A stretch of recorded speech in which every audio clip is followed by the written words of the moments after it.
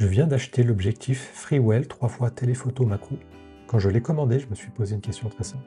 Est-ce que cet objectif apporte un vrai plus ou est-ce que c'est juste un accessoire qu'on utilise quelques fois avant de le laisser dans un tiroir? Dans cette vidéo, je vais le tester sur le terrain avec mon iPhone 17 Pro Max et je vais vous montrer des exemples concrets. Nous allons regarder ce qu'il donne en vidéo, en photo, mais aussi en macro qui est probablement la fonction la plus originale de cet objectif. Je vais comparer les résultats avec les objectifs natifs de l'iPhone, vous montrer les avantages, les limites, et à la fin de cette vidéo, je vous dirai très clairement si, selon moi, cet objectif vaut réellement le coup et son prix. Bonne vidéo! Commençons avec des tests vidéo avec les objectifs natifs de l'iPhone. Donc 24 mm, 48 mm, 100 mm, 200 mm. Ajoutons maintenant l'objectif Freewell. Donc là, cela nous fait passer à 300 mm et à 600 mm. Basculons maintenant en mode photo avec en premier les objectifs natifs de l'iPhone.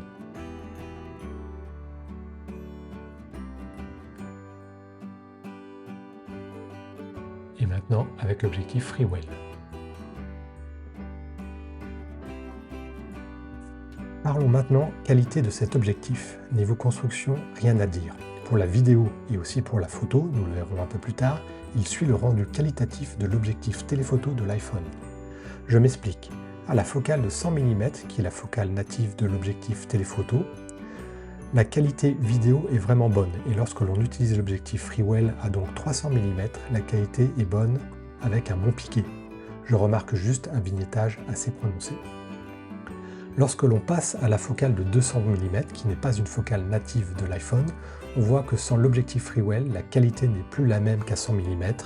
Il y a une perte significative de piqué et cela se retrouve bien évidemment avec l'objectif Freewell, en équivalent 600 mm. Pour la vidéo, ce n'est pas plus gênant que cela. Pour la photo, cela dépendra de ce que vous prendrez en photo et du niveau de détail que vous attendez. Concernant la photo, le constat est le même que pour la vidéo et c'est plutôt logique. La qualité et le piqué sont bons à 300 mm et bien plus mou à 600 mm. Et le vignettage est bien présent à 300 mm.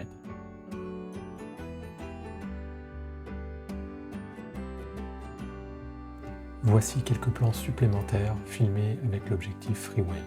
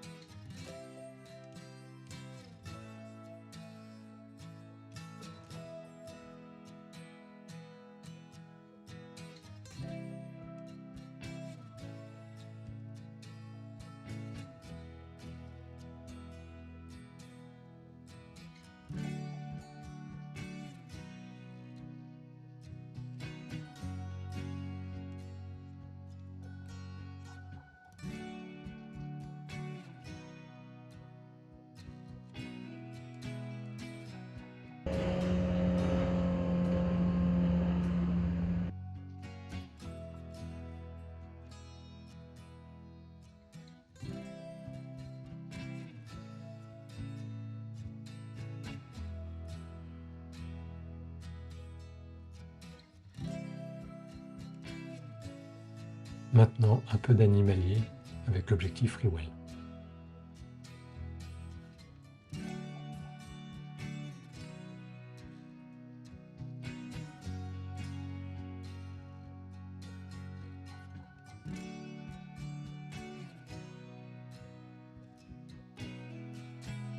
Parlons un peu macro maintenant.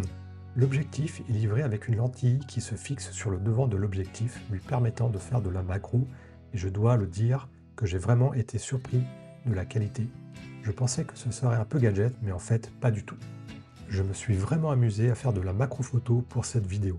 Pour information, la distance de mise au point est d'une trentaine de centimètres, ce qui est bien pratique car il n'y a pas besoin d'être collé au sujet que l'on souhaite photographier. Bien entendu, la zone de netteté étant très faible, il est préférable de faire du focus stacking si on souhaite une grande zone de netteté de notre sujet.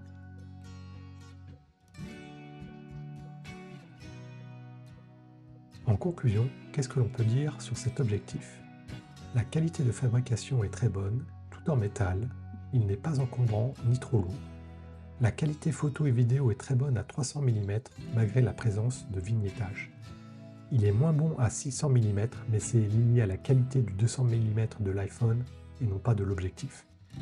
Un trépied bien stable est très fortement recommandé pour la vidéo et obligatoire pour faire de la macro. De mon côté, je ne regrette pas cet achat et je pense que je vais bien m'amuser avec cet objectif.